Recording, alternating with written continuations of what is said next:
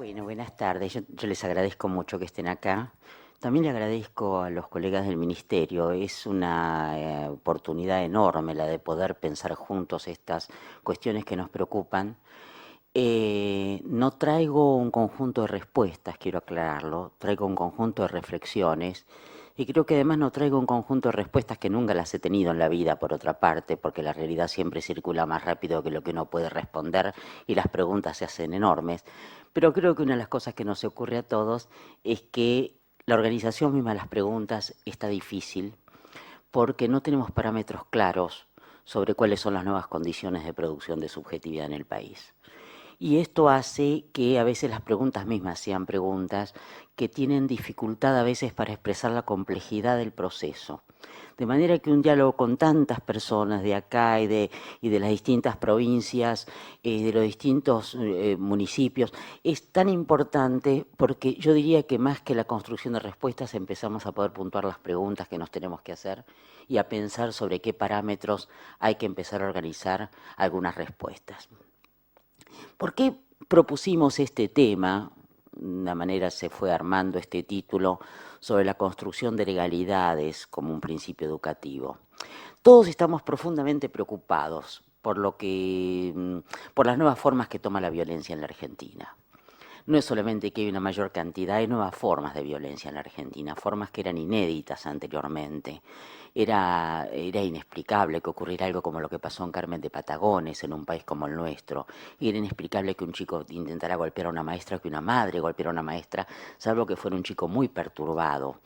Era inexplicable que alguien llevara un destornillador para agredir a un compañero. Había formas de la violencia, pero eran formas infantiles. Y yo no concuerdo con los que plantean que estas nuevas formas son las formas actuales de algo que ocurrió siempre. No es verdad. No es verdad porque las formas actuales dan cuenta de procesos muy severos de desubjetivación en el país y de procesos acumulados de impunidad y de resentimiento muy grande. Lo primero entonces que yo quiero plantear es lo siguiente. Mi preocupación hoy se inscribe en una propuesta más general respecto a la sociedad argentina, que es cómo hacemos para cambiar la agenda que pone el acento en la seguridad en la agenda que ponga el acento en la impunidad. Lo que define el problema de la falta de coto, digamos, a la violencia, y vamos a hablar de distintas formas de violencia, no es la inseguridad, es la impunidad. Si ustedes vieron ayer los noticieros a la noche, que hoy los diarios no lo informan de los dos policías borrachos que atropellaron una casa en el conurbano y entraron hasta el living de la casa con el coche porque estaban totalmente borrachos y hoy están ejerciendo de nuevo. Es absurdo plantear que el problema del país es el mayor presupuesto para la policía. El problema es cómo se detienen los bolsones de impunidad y estos bolsones de impunidad se arman en un país que viene brutalmente desgastado por la impunidad de arriba durante muchos años y por las formas con las que coló en el conjunto de la sociedad y arrasó con una cultura no solamente del trabajo, sino de la ética. Por eso lo primero que yo quiero plantearles es lo siguiente. Si uno educa para el presente va a estar profundamente desanimado. Sobre todo se educa para el presente de los sectores más postergados. No se puede educar para el presente. Es necesario educar para el futuro. Esto se ha manifestado en épocas muy críticas de la humanidad. El problema de cómo se educa en condiciones en las que se está preparando un sujeto para un futuro que todavía no se avisora. Con lo cual la educación no puede estar planteada en términos de las condiciones actuales. Muchas veces he bromeado diciendo, si uno educara para las condiciones actuales, educaría psicópatas. En realidad, yo recuerdo hace muchos años que mi hija, que ahora es una adulta, me preguntó, mamá, ¿vos estás segura de que uno se rompe mucho y hace cosas así muy esforzadas y un día le va bien? Y yo le dije, con total impunidad, por supuesto, querida. Así como les decía que los niños no se morían, en una época les decía que si uno se rompía el alma iba a estar seguro de que le iba bien en la vida. Yo creo que uno de los problemas más serios que afrontamos es precisamente la forma en que se inscribe la problemática educativa en el adulto como ausencia de futuro y en los chicos como inmediatez. ¿Qué quiero decir con esto? Sabemos que en las escuelas privadas, a partir del proceso de deconstrucción que ha habido de la ética, gran parte de los maestros son considerados asalariados de los padres por parte de los hijos. En las escuelas del Estado, gran parte de los niños consideran a los maestros compañeros de pobreza. Esto, por supuesto, plantea una situación muy difícil, que es cómo recomponer la confianza en el futuro a partir del conocimiento. Y yo lo primero que quiero plantear es que la educación no es transmisión de conocimientos, y mucho menos en una época en la cual la tecnología se encarga de producir y de impartir conocimientos. Conocemos cantidad de chicos que fracasan en biología y saben un montón por ver Discovery Channel, con lo cual acá tenemos un problema de ajuste nuestro respecto a la intersección entre las tecnologías o las nuevas tecnologías y la escuela, pero que la escuela tiene que cumplir una función que no puede cumplir ninguna tecnología, que es la de la producción de subjetividad. Más todavía, en un momento en que los medios de comunicación en general están en manos de corporaciones, el único lugar que queda para producir una subjetividad realmente potable para el futuro es la escuela. Y ahí es donde se van a ir formando estas cuestiones que yo quiero plantear respecto a las legalidades. En primer lugar, la diferencia entre ética y moral, que me parece un tema importante, porque justamente gran parte de las preguntas que se hacen los maestros es cómo responder a cuestiones que no saben de qué orden son. Por ejemplo, los embarazos adolescentes, por ejemplo, las relaciones sexuales, el debate que hay actualmente sobre impartir o no educación sexual. Cuando yo fui consultada dije que me parecía que el problema no era impartir la educación, sino procesar la información que los chicos ya traen. Quiere decir, crear situaciones metabólicas y que hay que salir del doble juego de creer que la educación, que la sexualidad es del orden, digamos, de la religión o de la sexualidad es del orden de la naturaleza. No es ni de uno ni de otro, es del orden de la cultura. Y en ese sentido, entonces, se abre ahí una falsa disyuntiva cuando se plantea moral versus naturaleza. Porque el problema está precisamente en el respeto por sí mismo y el otro, que es lo que define la ética. Con lo cual, lo primero que les quiero marcar es la diferencia entre moral y ética. Si yo pienso en la ética siempre está basada en el principio del semejante. La ética está basada básicamente en la forma con la que yo enfrento mis responsabilidades hacia el otro. La ética es la presencia del otro. ¿Qué quiero decir con esto? Quiero decir que si ustedes piensan en los mandamientos, el primer mandamiento es no matarás, con lo cual lo primero que plantea es qué responsabilidad tengo hacia el semejante.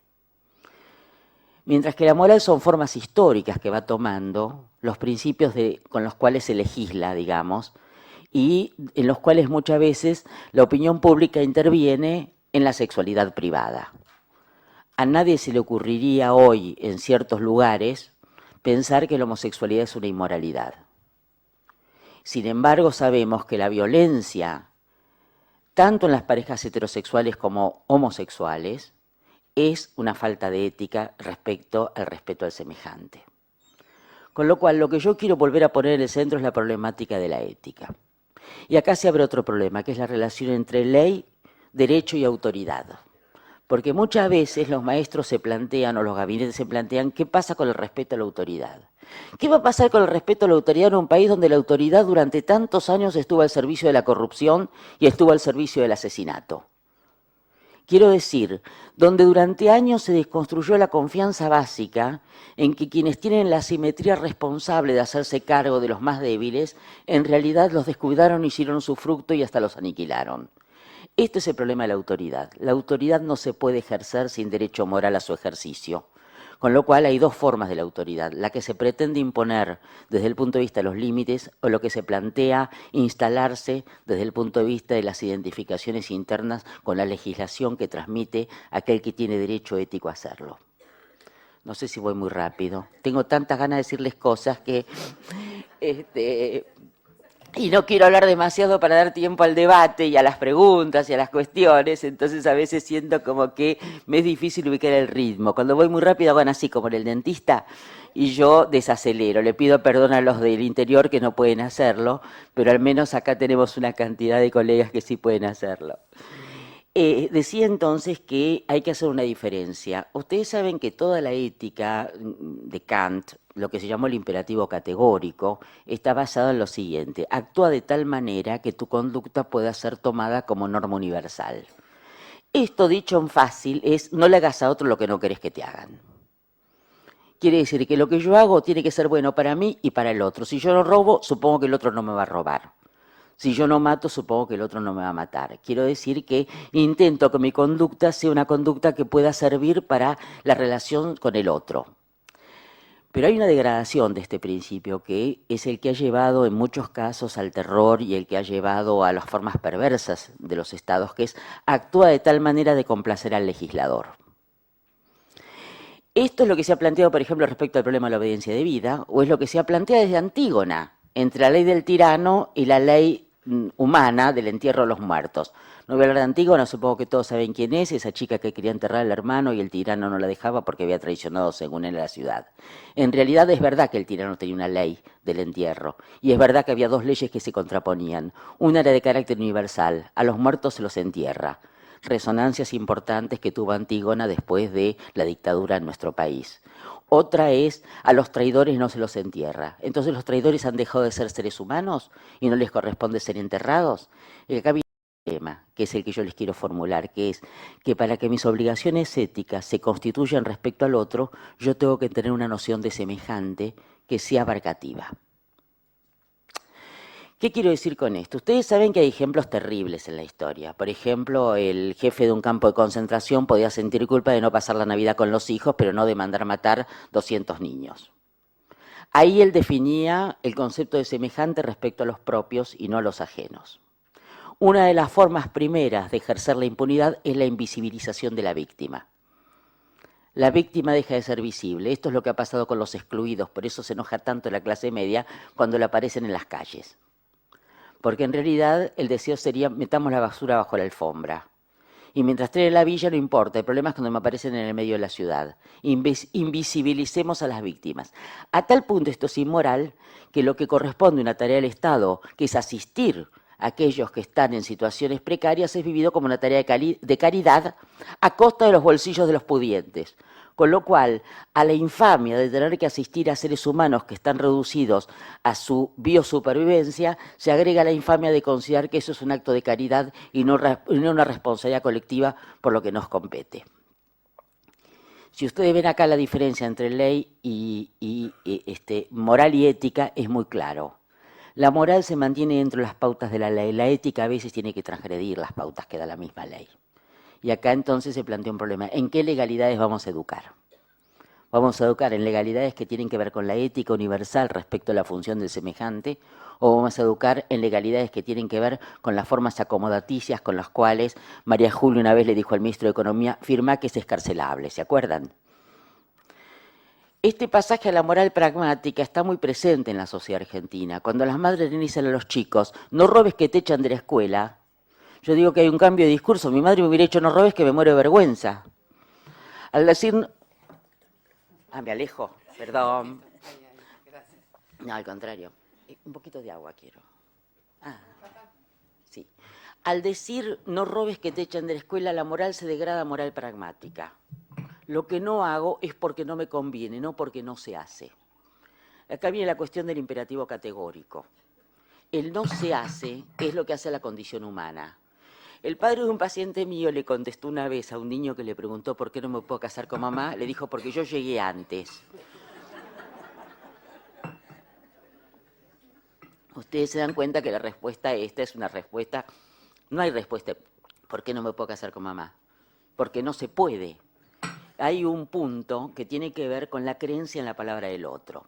Y esto tiene que ver con la educación. ¿Por qué un niño acepta que 2 más 2 son 4? Porque cree en quien se lo dice. Si no, no podría aceptarlo nunca. Y esto es una cosa muy interesante de los niños que no aceptan los límites de la ley, digamos. Que se quejan de tener que aprender. ¿Por qué se escribe con H? Y se escribe con H, ¿qué vamos a hacer, no? Yo tenía un nieto que estaba aprendiendo a leer y escribir y cuando leía, y decía, pero ¿por qué está con H o por qué está con C y no con S, no? El tipo se iba enojando a medida que leía. Sí, es así. Pero lo que no se puede cambiar de la matemática o del lenguaje porque está sentado en ciertas reglas, sí se puede cambiar en la sociedad cuando uno se pregunta, bueno, pero ¿por qué tiene que ser así? Siempre y cuando uno diferencia entre las leyes y la ética. Y acá viene esta cuestión tan importante. Cuando uno nace, si tuviera que aprender a vivir por ensayo y error, se moriría el primer error. No se puede aprender a vivir por ensayo y error. Uno no le mete a los nenes los dedos en los enchufes para que sepan que se mueren con la corriente. Uno le dice, no toques que te morís. Y el niño le cree. No sabe bien qué es morirse, pero sabe que es perder el cariño del adulto. Yo he visto una vez a un niño decir, no, si me muero mi mamá me mata. Es absolutamente maravilloso esto. O vio a un chico arriesgarse con la mochilita que arrastran, vieron en los carritos, para ir al colegio a la mañana, cruzando descuidadamente una calle por temor a llegar tarde. Esto marcaba justamente que el mayor temor era transgredir la regla escolar y no había noción de preservación de la vida. De manera que lo primero que yo les diría es que se aprende por confianza en el otro. No se aprende por ensayo y error, se aprende porque uno cree en la palabra del otro.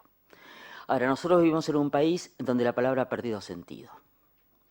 Yo digo que una de las características de los argentinos es que nos hemos hecho todos semiólogos. En lugar de preguntarnos lo que quiere decir lo que escucha uno, se pregunta por qué lo dijo el otro.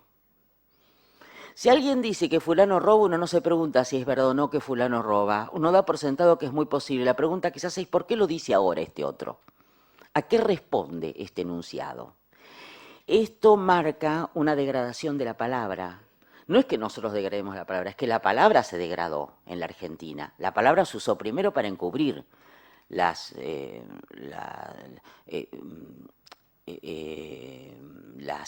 metáforas que se usaron en la dictadura y en los 90, eran una degradación del lenguaje. Hay muchísimas metáforas que podríamos apelar, pero por ejemplo el famoso concepto de ingeniería empresarial es el remedio de lo que fue la ingeniería de sanidad de los nazis. Se llamaba ingeniería de sanidad la limpieza étnica. Acá se llama reingeniería empresarial el despido y la reacomodación, con lo cual estamos permanentemente en eufemismos que lo que hacen es borrar la calidad de la acción.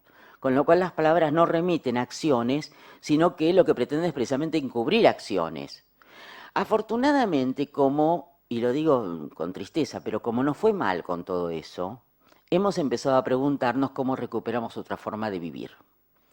Y esto ha llevado a una reubicación respecto a la identidad nacional y ha llevado también a una reubicación respecto a la cultura del trabajo. Digamos que en los 90 hablar de ciertos principios era formar parte de la gilada, para decirlo fácil. Éramos los tontos y había cosas que eran impronunciables. Pensar en oponerse a una privatización era una locura, era que uno era un anacrónico. Hoy sabemos que no es así, que la privatización ha sido una forma de estafa brutal, no solo corrupta, sino en la forma que implica. Con lo cual, volviendo a la cuestión de la ética y la construcción de legalidades, yo diría que si el problema en nuestro país es pasar del concepto de seguridad al concepto de impunidad y plantear que el problema no está en cuánto límite exterior ponemos, sino en cómo construimos una nueva cultura, la seguridad interior sobre la base de la confianza en el semejante, es evidente que el problema principal en la escuela no está en la puesta de límites, sino en la construcción de legalidades. El límite es exterior, no educa. Aunque a veces haya que ponerlo sobre la base de la instauración de ciertas leyes. A veces hay que tomar medidas disciplinarias, por supuesto, a veces las palabras no alcanzan. Cuando los padres le dicen a un chico que no ponga el dedo en el enchufe, se lo dice con un tono fuerte. No le está diciendo solamente con un tono amable, ay querido, no pongas el dedito en el enchufe, sabes que te morí. Nadie dice, no pongas el dedo en el enchufe, gritamos todos. Esta palabra, por supuesto, ingresa. Esta es una suerte de violencia necesaria e imprescindible, la de pautación de normas. El problema es si esta pautación de normas es un arrebato de la individualidad o es una forma de ejercicio de la socialización en el marco de la individualidad con igualdad de derechos. Quiero decir, si la norma es arbitraria, está definida por la autoridad. Si la norma es necesaria, está definida por una legislación que pone el centro en el derecho colectivo. Y este es el gran debate escolar de hoy. Pero claro, en una enorme cantidad de colegios, en una enorme cantidad de escuelas, sabemos que tenemos un problema muy serio, que es, en primer lugar, la cantidad de niños que son asistidos en todo sentido por la escuela, con lo cual el aprendizaje pasó a ocupar un lugar secundario, a tal punto que sabemos en cuántas escuelas hubo que mantener los comedores escolares abiertos durante las vacaciones, porque si no los niños no comían, con lo cual, de alguna manera, esto marca algo muy terrible en el país. Cuando yo era chica, que por supuesto, como todos los de mi generación, salvo sectores muy pequeños, fuimos a escuela del Estado, un día las maestras en segundo grado nos hicieron llevar comida y cubiertos para enseñarnos a usar bien los cubiertos. En un país proyectado al futuro. Suponían que íbamos a vivir mejor que nuestros padres, con lo cual nos tenían que enseñar a vivir en un mundo mejor que el que nuestros padres habían vivido. No se trataba solamente de comer, de llenarse la panza, sino de tener maneras de mesa de comer, lo cual tiene que ver con la cultura. La escuela indudablemente se ha abierto un enorme debate en esto, y sobre todo en el año 2001-2002, respecto a si la función de la escuela es alimentar o la función de la escuela es educar. Y donde se define permanentemente una tensión muy grave entre necesidades actuales y necesidades futuras. Yo les diría que esta es una tensión permanente, inclusive en los grandes conflictos que tenemos en Latinoamérica. El tema de las papeleras. Por un lado es un daño a la ecología y desde el punto de vista estratégico no hay duda de que está mal que se pongan papeleras que producen degradación del medio ambiente. Por otra parte, es una necesidad crear trabajo, con lo cual los mismos sectores que quieren el trabajo son los que después se tienen que quejar de la degradación del medio ambiente. Ustedes se dan cuenta que estamos en una lucha constante entre las necesidades inmediatas y la construcción de futuro. Tenemos una enorme cantidad de chicos que tienen como vedado incluso el pensamiento del futuro. Si ustedes leyeron las estadísticas que salieron en los diarios la semana pasada, es muy impresionante que hay muy pocos adultos que hayan sido niños de la calle. Y esto no tiene que ver solamente con que ahora hay más niños de la calle, tiene que ver también con que hay una proporción de niños de la calle que no sobreviven. Si ustedes leen un libro que me parece muy interesante, que se llama Cuando me muera quiero que me toquen cumbia, que es un libro realmente apasionante, donde está la historia del Frente Vital, es extraordinario el nombre, en un país que hubo tantos frentes que un chico de la calle asesinado se llama el Frente Vital, donde el Frente Vital era un niño que tenía un adolescente que robaba, por supuesto, pero que distribuía en la villa, una suerte de Robin Hood urbano, y que además mantenía ciertas legalidades sobre las formas con las cuales se podía ejercer el delito. Y cuando lo mataron, lo impresionante es que los más pequeños que no se educaron al lado del Frente Vital tienen formas degradadas, despreciables de ejercer el delito. Esto es muy interesante, porque cuando uno ve a un adolescente o un niño, lo primero que se tiene que preguntar para saber cuán rescatable puede ser para una vida social más plena es qué capacidad de enlace tiene, no con las normas del otro, sino con las normas del propio grupo. Es el amor al propio grupo lo que determina la posibilidad de transferir ese amor al resto de la humanidad.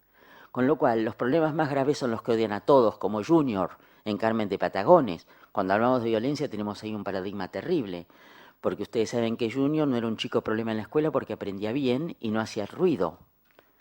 No era un violento ruidoso de esos que le pegan a los compañeros. Un día llegó y liquidó a todo lo que pudo con el revólver, pero hasta ese día estaba tranquilito, aislado, y no molestaba a nadie, por eso nadie le llamó la atención Junior. Hubo varios casos, ustedes saben, como esos, donde la violencia emerge de golpe y ha estado silenciada durante mucho tiempo, y donde es difícil descubrir las pautas. Una de las pautas que hay que tener en cuenta, yo trabajé en un proyecto hace años para menores infractores en México, una de las cosas que hice en el diagnóstico fue medir qué capacidad de lealtades tenía con un grupo que lo excediera a sí mismo al sujeto. Qué capacidad tenía de no delatar a otros, qué capacidad tenía de cuidar a otros, qué capacidad tenía de socializar sus propias transgresiones, qué capacidad tenía de reconocerse en esas transgresiones. Hay un mito que hay que terminar. La violencia no es producto de la pobreza. Esto es una barbaridad decirlo así. La violencia es producto de dos cosas. Por un lado, el resentimiento de las promesas incumplidas y de la falta de perspectiva de futuro. ¿Por qué uno cumple la ley? ¿Por qué uno acepta las normas? Porque sabe que pierde algo a cambio de algo que va a ganar. Siempre. Uno renuncia, por ejemplo, a un goce inmediato porque cuida su salud, supongamos. Uno ve un huevo frito y lo mira como un misil ahora que sabe que existe el colesterol. Y a partir de eso, ¿por qué deja de comerlo? porque quiere vivir más. Uno no se alcoholiza todo el tiempo porque quiere estar lúcido para poder estar con otros o para poder hacer cosas. Con lo cual la vida es una permanente renuncia a goces inmediatos, siempre y cuando se pueda proyectar en el futuro. Una enorme cantidad de chicos del país no tienen claros cuál es su futuro, o directamente no anhelan un futuro, viven en la inmediatez total. Y esto es lo que hemos reflejado en su imposibilidad de aprender. No está dado porque no sean inteligentes, está dado porque no creen que los conocimientos que reciban puedan servirles para enfrentar la vida. ¿Por qué? Porque están reducidos a la inmediatez de la vida que les ha tocado y nadie les propone soñar un país distinto desde una palabra autorizada. Yo creo que la escuela conformadora de subjetividad tiene que tener en cuenta estas dos variables. Por un lado, la producción de legalidades, no la puesta de límites. Por otra parte, la capacidad de recuperar las preguntas que inclusive no pueden formular ellos mismos y en principio, antes de responderlas, poder transcribirlas. Creo que esto es una función central en donde nosotros mismos vamos armando nuestros propios interrogantes cuando escuchamos a los chicos y cuando vamos estableciendo con ellos estos interrogantes. Es indudable que tenemos muy pocas respuestas hoy y que la primera tarea va a ser reconocer que estamos frente a formas de subjetividad que no se ajustan a las del pasado y que hay que rescatar algunas cosas del pasado y otras no. Por ejemplo, yo no rescataría de la escuela de mi infancia el carácter militarizado con el cual había que ponerse el pañuelo sobre la mano extendida o la forma en que teníamos que militarizarnos para tomar distancia para entrar al aula. Esas no eran formas que tenían que ver con la pautación normativa, eran formas que tenían que ver con un país autoritario en el cual siempre estuvieron impresos las formas de normas que no tenían que ver con la convivencia y con el aprendizaje, pero al mismo tiempo en esa escuela hubo una enorme vocación de aprender y de superar el presente para construir un futuro. Y esto es lo primero que yo quiero transmitir. Una última cosa, o dos cosas más, todavía tengo tiempo, ¿no? ¿Lo aguantan? Sí, bueno. Las normas son normas intrínsecas a la constitución psíquica. Por ejemplo, empecemos por la primera norma que un sujeto acata, que es el control de esfínteres. Para los que son maestros de jardín, para los que son maestros de primaria con chicos que tienen problemas de déficit de control esfinteriano, todos sabemos que el déficit de control esfinteriano vesicular, no estoy hablando del déficit de control urinario, ¿no? Tiene algo que ver con la imposibilidad de tomar en cuenta al otro. Tiene algo que ver con una imposibilidad de renunciar a cierta inmediatez para poder tener en cuenta la presencia de los otros. Cuando los niños pequeños aceptan el control de esfínteres, en realidad lo aceptan como una forma de mostrar el amor hacia el otro. No lo yo no creo en la vieja idea freudiana de que el niño le regala las heces a la madre. Lo que le regala el niño a la madre es la renuncia a las heces, que es muy diferente. Porque el niño no es que dice, ay, se las regalo a mami y mamá hace una tortita con eso. No, es patética esa idea. Lo que sí es real es que el niño regala su deseo de evacuar en cualquier lado a la madre por amor. Esta inscripción de la norma va marcando ya una renuncia en el interior de la cultura. Ustedes saben que en el Deuteronomio, en el libro de la Biblia, es muy interesante porque hay leyes sanitarias. Y estas leyes sanitarias son extraordinarias. Por ejemplo, yo me pasé mucho tiempo tratando de entender qué quería decir hacer cosas indebidas dentro del campamento. Y era simplemente evacuar. Y dice que hay que llevar siempre una vara para hacer un hoyito y tapar. Con lo cual, cuando uno ve todos esos viejitos en la Biblia, que parece que son en realidad tipos que andan con la varita para no dejar al aire sus excrementos. No es que son viejitos sabios que se mueven con bastones, sino guerreros que andan con su varita. Dice, con su lanza lleva siempre una vara para hacer el hoyo y taparlo. ¿De qué estamos hablando? Del respeto al otro. De eso estamos hablando. El problema nuestro, precisamente en la construcción de legalidades, pasa por ahí, por la posibilidad de construir un respeto al otro y cómo se define el universo del semejante. Ustedes vieron la cantidad de barbaridades autoeróticas que propician en este momento los juegos infantiles, del moco de King Kong, famoso en una época, no sé si alguien lo vio, que es una cosa realmente asquerosa, hasta el comerse gusanos de gomitas y todo lo que estamos viendo, que son formas como de degradación autoerótica. Ahora en Suiza han hecho unos baños que son de adentro, uno ve todo lo que pasa afuera. pero de afuera no lo ven. Con lo cual me dijo una paciente adolescente muy graciosa, me dijo, yo creo que no aguantan estar solos ni siquiera en el baño esos tipos. Me pareció extraordinaria la observación que hizo, porque yo pensaba, qué horror de cumplimiento de una fantasía exhibicionista. Estar mostrándose, pero al mismo tiempo guardar el pudor, lo cual demuestra que la norma no es interna, que la norma es límite exterior y no norma internalizada. No sé si es claro, porque el sujeto goza de estar viendo para afuera, con lo cual tiene la sensación de que es visto, y al mismo tiempo no es visto. El pudor, como cuidado del propio cuerpo, el control de esfínteres, todas estas cosas tienen que ver con los primeros modos de reconocimiento del otro, y aquello que se renuncia por reconocimiento hacia el otro. Entonces, cuando el niño renuncia a ciertas cosas, renuncia porque no quiere perder el amor, pero también porque no quiere producir sufrimiento en el otro. El otro día una niña de 3 años, hace un tiempo, no el otro día, hace un tiempo, hizo algo que me conmovió mucho. Su mejor amiga se había olvidado la muñeca más querida en la casa y ella no pudo dormir en toda la noche pensando que la otra iba a extrañar la muñeca. Yo dije, acá tengo un sujeto ético. Acá tengo a alguien capaz de sentir que el otro está sufriendo, empatizar con el sufrimiento del otro y sentirlo como una responsabilidad propia. En ese sentido, entonces, la crueldad no es solamente el ejercicio malvado sobre el otro, es también la indiferencia ante el sufrimiento del otro. Es una forma de la inmoralidad y de la crueldad, la indiferencia ante el sufrimiento.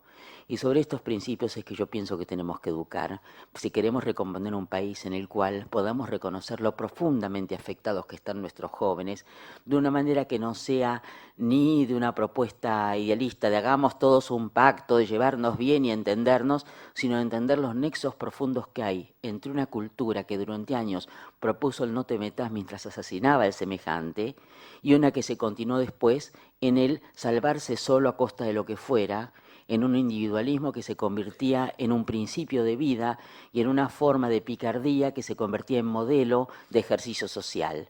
Yo creo que nosotros tenemos que partir de reconocer el país que construimos o que deconstruimos para poder educar a los jóvenes en el país que queremos construir.